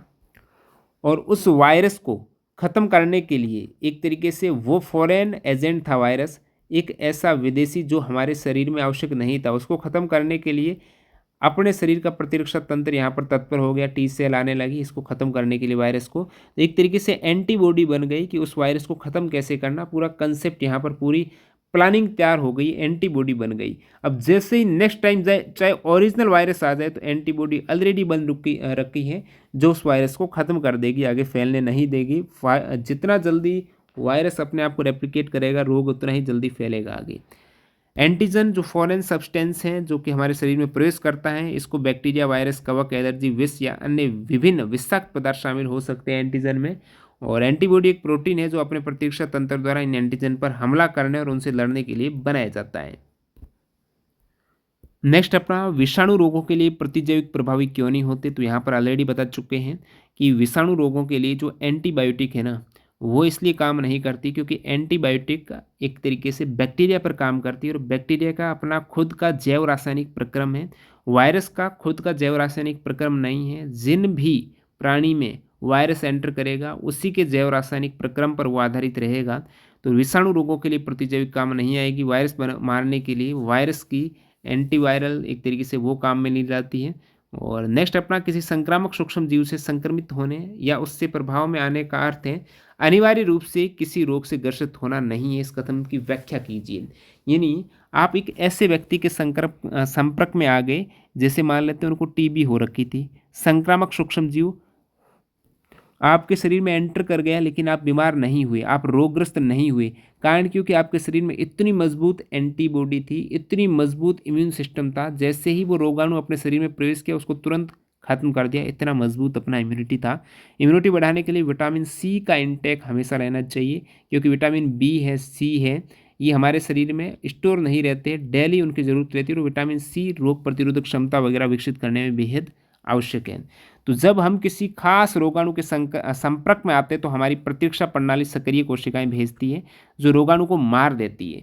तो ऑलरेडी जब ऐसे रोगाणु के संपर्क में आएंगे, तो अपनी कोशिकाएं, सक्रिय कोशिकाएं ही उस रोगाणु को मारेगी और साफ करेगी प्रतिरक्षा प्रणाली की वजह से।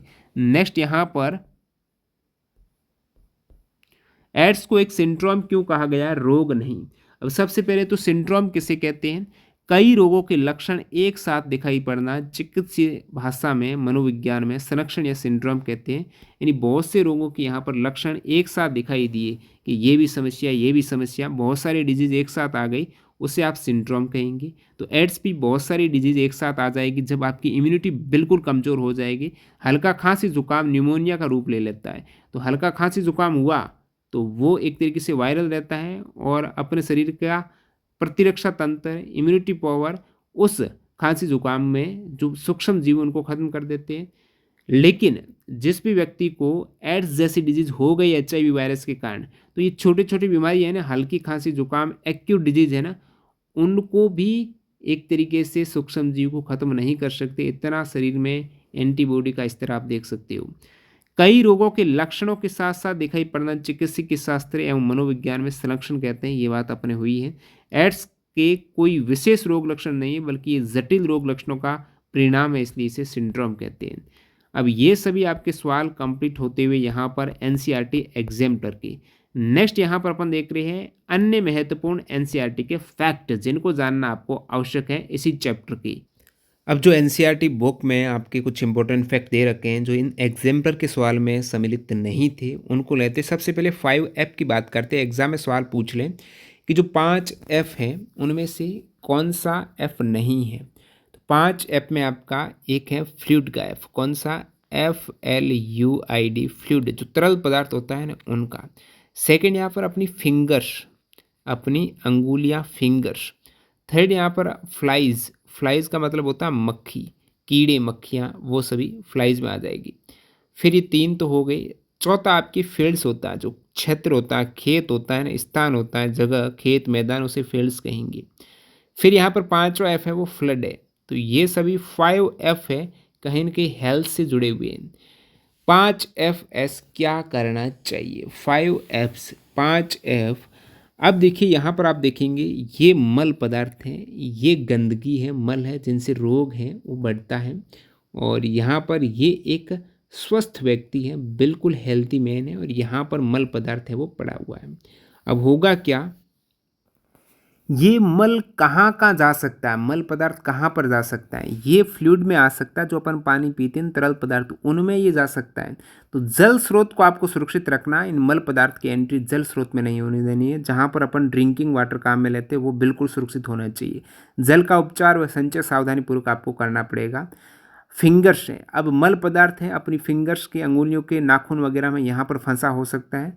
तो खाना बनाने या खाना खाने से पूर्व बिल्कुल हाथ आप धोएंगे, क्योंकि आपके हाथों में मल पदार्थ हो सकता है।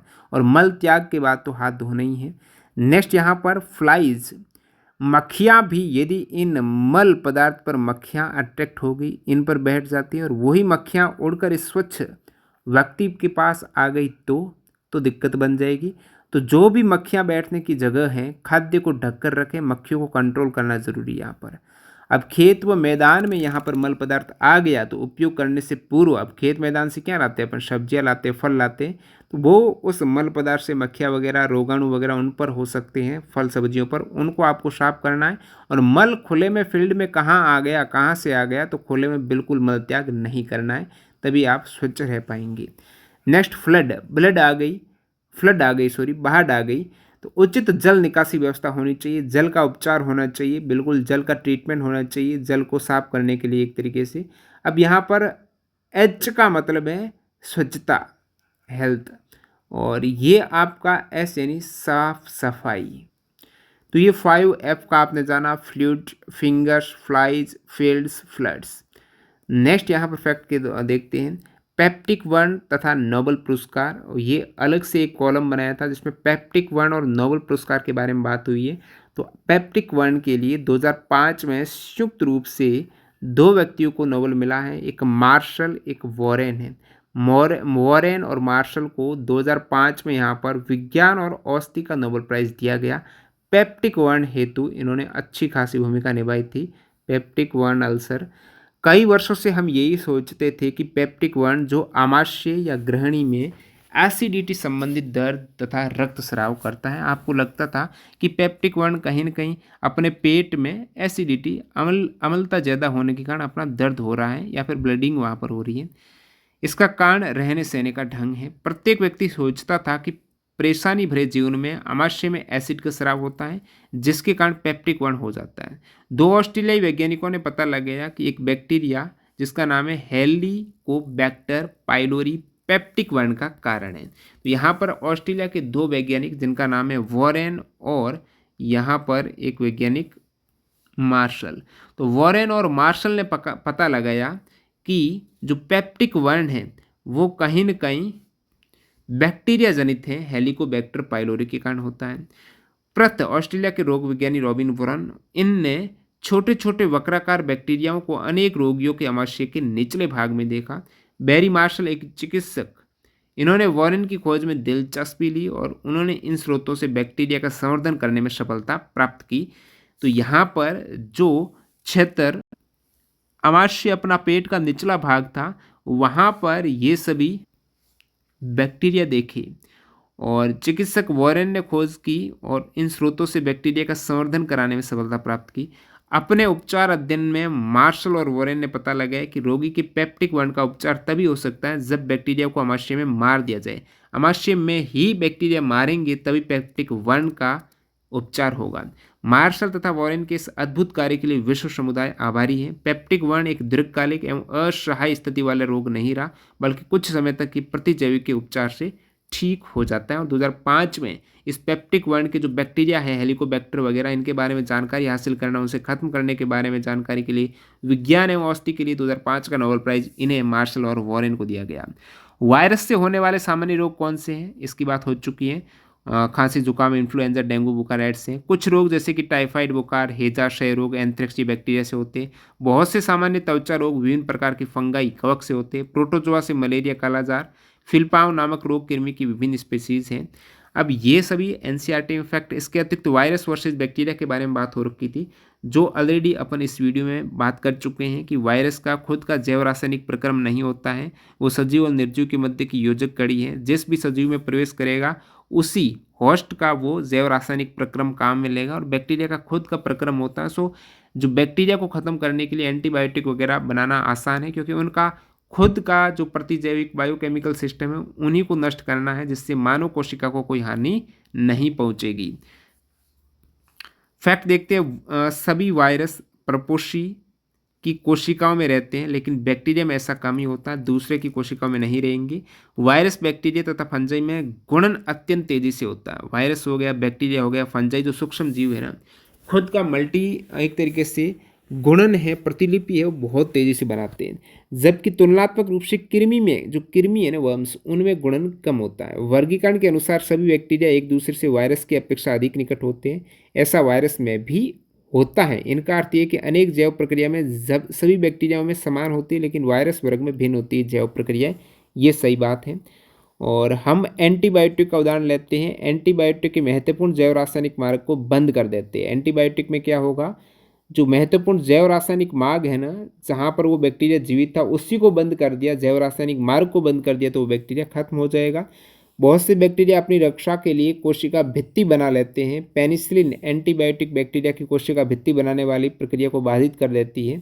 अब जो पेनिसिलिन एक तरीके से एंटीबायोटिक है, और जो बैक्टीरिया एंटीबायोटिक बैक्टीरिया हैं,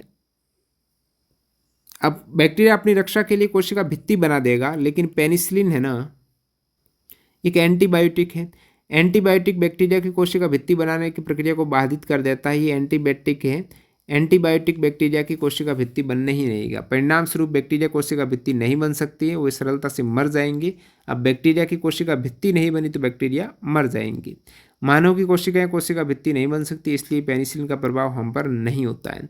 पेनिसिलिन ऐसे सभी बैक्टीरिया को प्रभावित करेंगे जिनमें कोशिका भित्ति बनाने की प्रक्रिया होती है। अब देखो किस प्रकार से एंटीबायोटिक काम करती है। जैसे एक पेनिसिलिन नामक, आपको पता है, एंटीबायोटिक है। अब देखो, अपना मानव शरीर है ना, उसमें कोई कोशिका भित्ति नहीं होती है, लेकिन जो एंटीबायोटिक जो बैक्टीरिया पर अटैक करती है, तो बैक्टीरिया अपनी रक्षा के लिए क्या करता है, कोशिका भित्ति बनाता है। अब आपको पता है बैक्टीरिया में कोशिका भित्ति होती है, और ये जो एंटीबायोटिक उस कोशिका भित्ति को ख़त्म करती है। अब कोशिका भित्ति आप कहेंगे अपने भी खत्म हो जाएगी, लेकिन अपने होती ही नहीं है, तो वो कोशिका भित्ति उस बैक्टीरिया की खत्म हो जाएगी, बैक्टीरिया खत्म हो जाएगा, अपना कोई प्रभाव नहीं पड़ेगा। तो वो स्पेसिफिक उस बैक्टीरिया के उस ऑर्गन पर अटैक करते हैं जिनसे अपना कोई प्रभाव ना पड़े। मानव की कोशिकाएं नहीं होती कोशिका भित्ति, पेनिसिलिन का प्रभाव नहीं पड़ेगा। पेनिसिलिन ऐसे सभी बैक्टीरिया को प्रभावित करेंगे जिसमें कोशिका भित्ति बनाने की प्रक्रिया होती है। इसी प्रकार बहुत से एंटीबायोटिक बैक्टीरिया के अनेक स्पीसीज को प्रभावित करते हैं, न कि केवल एक स्पीसीज को। लेकिन वायरस में ऐसा मार्ग नहीं होता है। यही कारण है कि कोई भी एंटीबायोटिक वायरस संक्रमण पर प्रभावकारी नहीं है। इस टाइप से स्पेशल मार्ग नहीं होता कि वायरस में हो और ह्यूमन में न हो, क्योंकि वायरस खुद ह्यूमन पर डिपेंड रहता है। यदि हम खांसी जुकाम से ग्रस्त है तो एंटीबायोटिक लेने से रोग की तीव्रता अथवा उसकी समय अवधि कम नहीं होगी, क्योंकि खांसी जुकाम है ये बिल्कुल वायरल है, और अपन एंटीबायोटिक लेंगे तो उससे कोई भी फर्क नहीं पड़ेगा। यदि वायरस संक्रमित खांसी जुकाम के साथ बैक्टीरिया संक्रमण है तो ज़रूर उसका फ़ायदा हो सकता है, अदरवाइज नहीं होगा।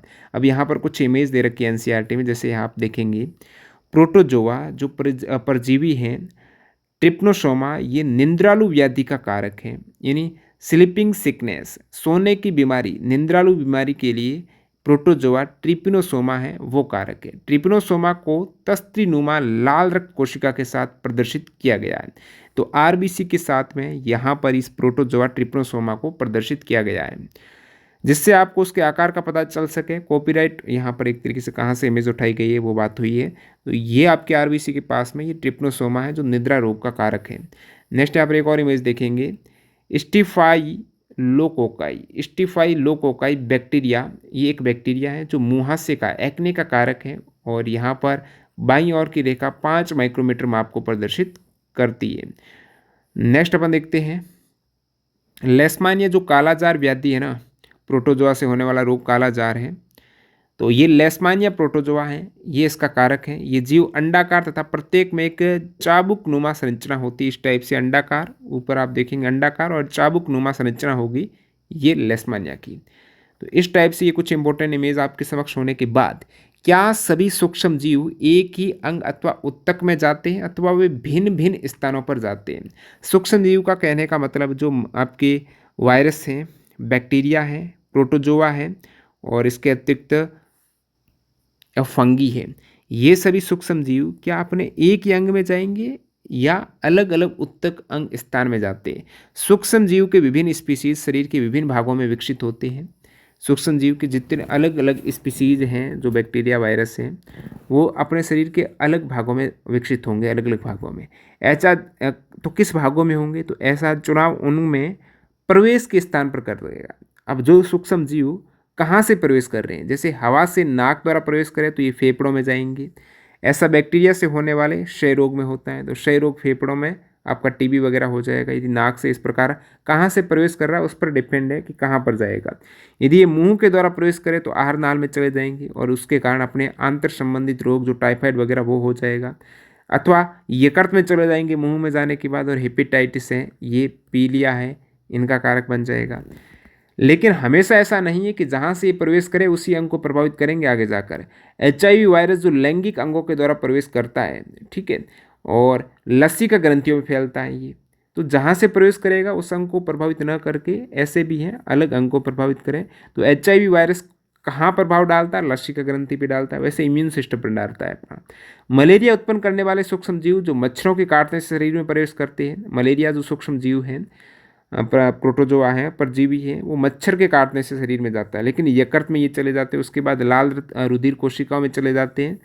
जापानी मस्तिष्क ज्वर उत्पन्न करने वाला वायरस भी मच्छर के काटने से शरीर में पहुंचता है, लेकिन ये मस्तिष्क को संक्रमित नहीं करता है। तो कुछ करते हैं, कुछ नहीं करते हैं, अलग अलग ये भी डिपेंड करता है।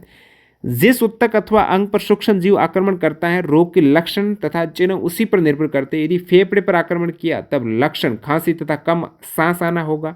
यदि यकृत पर आक्रमण किया तब पीलिया हो जाएगा। जिस अंग पर आक्रमण करेंगे उस अंग की डिजीज आपको हो जाएगी। अब नेक्स्ट एक इंपॉर्टेंट पॉइंट अपन देखते हैं शोथ के बारे में। एक सक्रिय प्रतिरक्षा तंत्र प्रभावित उत्तक के चारों ओर रोग उत्पन्न करने वाले सूक्ष्म जीवों को मारने के लिए अनेक कोशिका बना देता है। अब सूक्ष्म जीव अपने शरीर में प्रवेश किया तो अपनी इम्यूनिटी है, अपना इम्यून सिस्टम वहाँ पर एक्टिव हो जाएगा। एक जो एक्टिव इम्यून सिस्टम जिस भी अंग या उत्तक पर उस सूक्ष्म जीव ने अटैक किया उसके चारों तरफ एक ऐसी कोशिकाएं बनेगी, अनेक कोशिकाएं बनेगी उस सूक्ष्म जीव के चारों तरफ। जिस भी उत्तक पर वो सूक्ष्म जीव है उसके चारों तरफ कोशिकाएं बन जाएगी। अब यहाँ पर नई कोशिकाएं बन रही हैं जो उन सूक्ष्म जीवों को मारने के लिए बन रही है। तो यहाँ नई कोशिकाओं के बनने के प्रक्रम को शोथ बोला जाता है दोस्तों।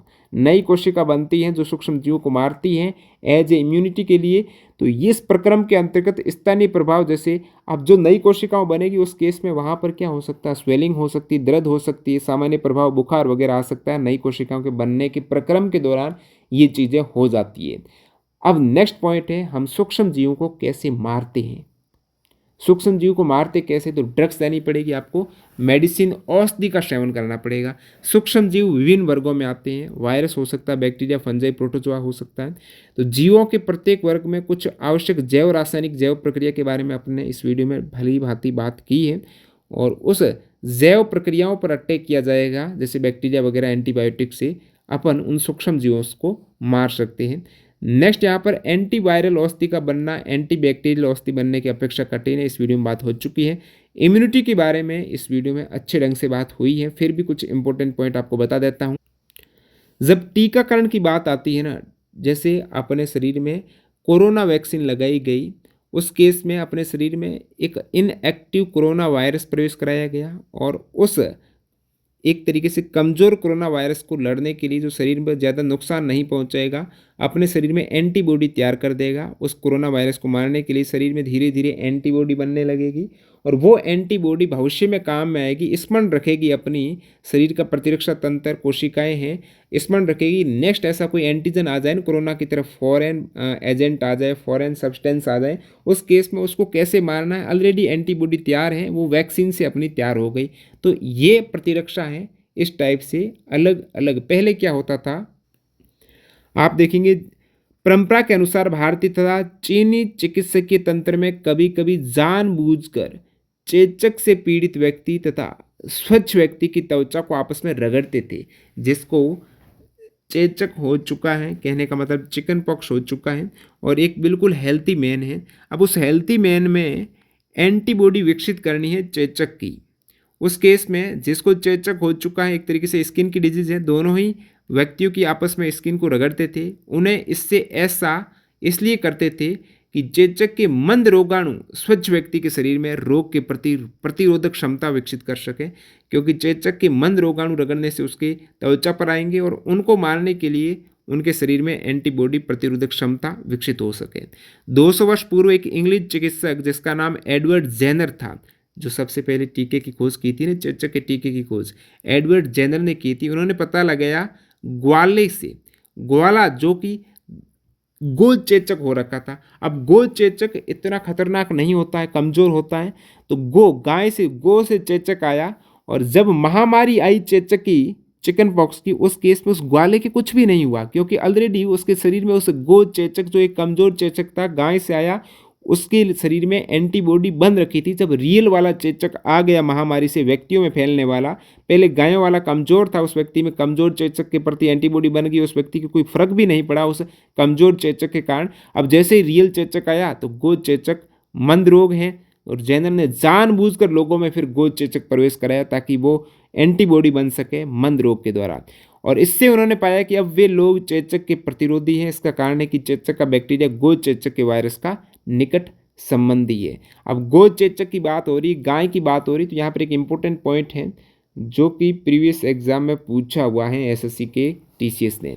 लेटिन में काऊ का अर्थ वाका होता है, गाय को लेटिन में वाका कहते हैं। काऊ पॉक्स, गो चेचक को काऊ पॉक्स कहा जाता है, और काऊ पॉक्स का लेटिन में अर्थ होता है वैक्सीनिया। गाय का अर्थ वाका, काऊ पॉक्स गो चेचक हुआ था, उसका अर्थ था वैक्सीनिया।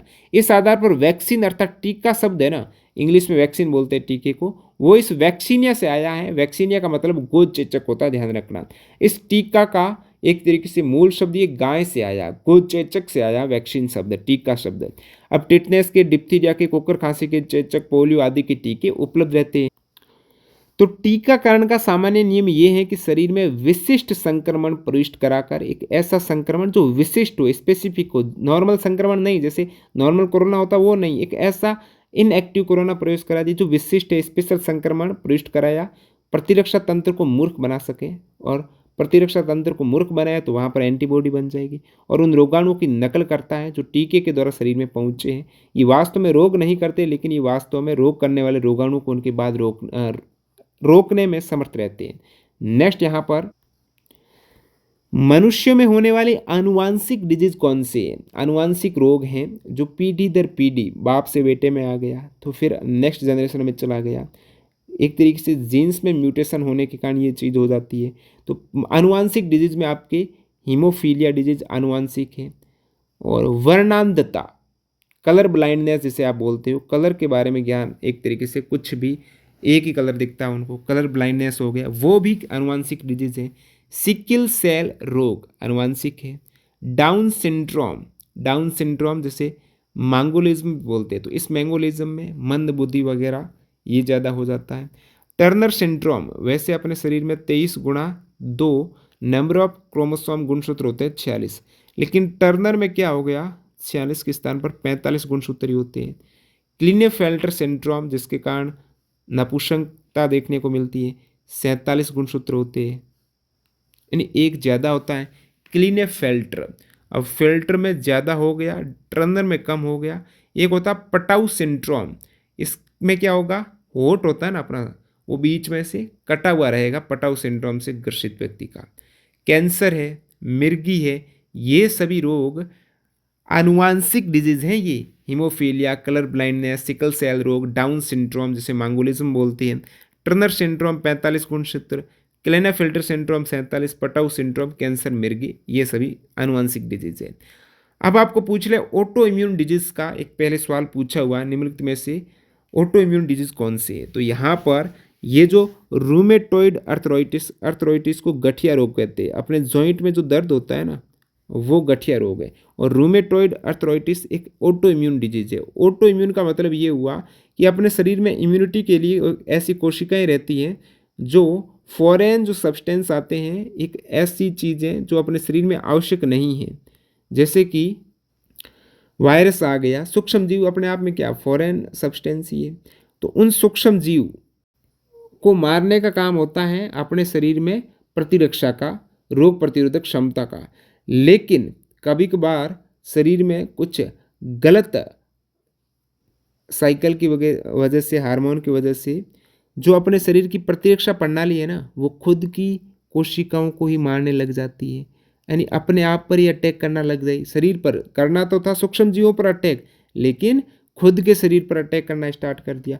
उस केस में डिजीज होते हैं भाई, खुद की कोशिकाएं मरेगी, ज़्यादा बढ़ेगी, रोग तो होगा। तो ऐसा ऑटो इम्यून रोग है ये सभी, यानी इम्यूनिटी के कारण ऐसी इम्यूनिटी पैदा हो गई कि अपने शरीर के खुद को ही नुकसान पहुंचा रही है। सूक्ष्म जीवों को मारने के बजाय शरीर की कोशिकाओं को मार रही है, उल्टा काम हो रहा है यहाँ पर। तो रोग पैदा हो गया।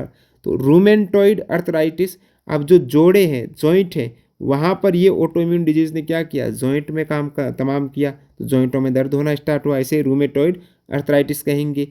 टाइप 1 डायबिटीज, 2 टाइप के डायबिटीज होते हैं दोस्तों।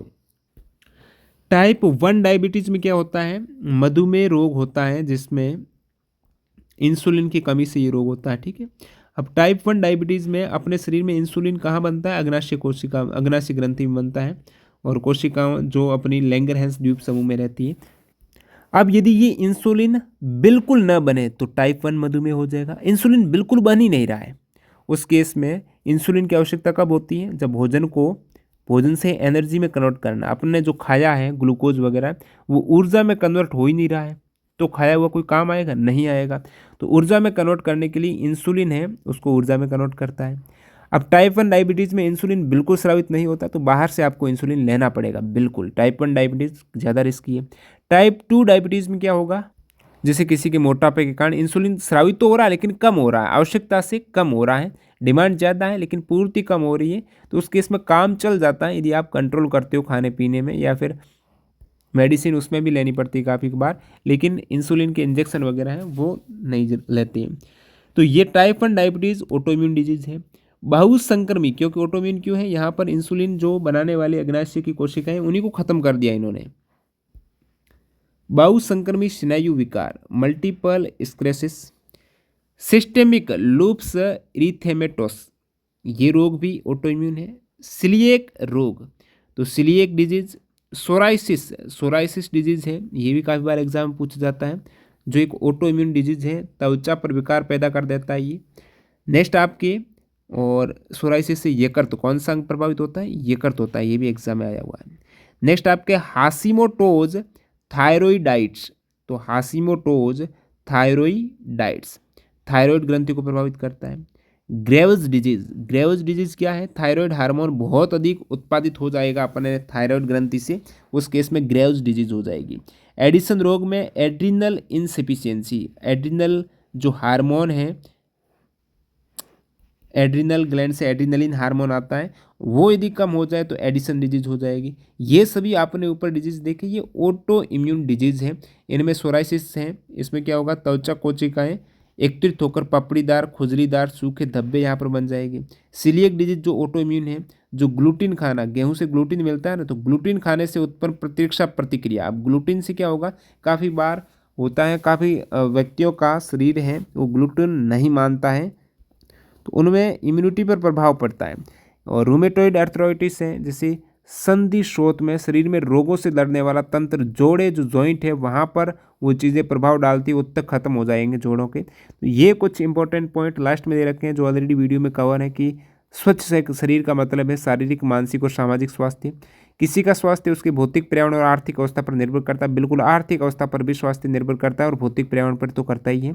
रोगों की अवधि के आधार पर इन्हें तीव्र और दीर्घकालिक रोग, आपने देखा एक्यूट डिजीज और क्रोनिक डिजीज, ये दोनों डिजीज के बारे में इस वीडियो में बात हुई। रोग के कारक संक्रामक हो सकते हैं, असंक्रामक हो सकते हैं। संक्रामक यानी कहीं न कहीं वो वेक्टर के द्वारा फैलेंगे, जीवाणु, विषाणु या फिर फंगस के द्वारा और प्रोटोजोआ के कारण। संक्रामक कारक वायु, जल, शारीरिक संपर्क या रोग वाहक द्वारा फैल जाते हैं। तो ये आपके हम बीमार क्यों होते हैं, इनसे संबंधित लगभग जितने भी इम्पोर्टेंट पॉइंट बनते थे टेक्स्ट बुक के एग्जाम्पलर के सवाल, इसके अतिरिक्त अदर अन्य महत्वपूर्ण फैक्ट जो इस टेक्स्ट बुक में नहीं थे, ऑटोइम्यून डिजीज के बारे में एग्जाम में सवाल पूछे हुए हैं, इसलिए इंक्लूड किया। तो इसकी एक बार पीडीएफ में रिवाइज कर देंगे चीज़ों को तो आसान हो जाएगा। पीडीएफ टेलीग्राम पर अवेलेबल कराएंगे, लिंक डिस्क्रिप्शन बॉक्स में टेलीग्राम चैनल ज्वाइन कर लेना। और इस वीडियो पर लाइक का टारगेट 1000 का आप कंप्लीट कर देंगे तो जल्द जल्द ये पूरी सीरीज़ कंप्लीट करने की कोशिश अपनी रहेगी। न्यू कैंडिडेट जो टेक्स्ट बुक से नहीं जुड़े हैं अभी भी जुड़ सकते हो, टीटीजे के कूपन कोड से एक्स्ट्रा डिस्काउंट ले सकते हो, ऑफर चल रहा है वो भी आप ज्वाइन कर लेना। मिलते हैं नए वीडियो में, बाय बाय।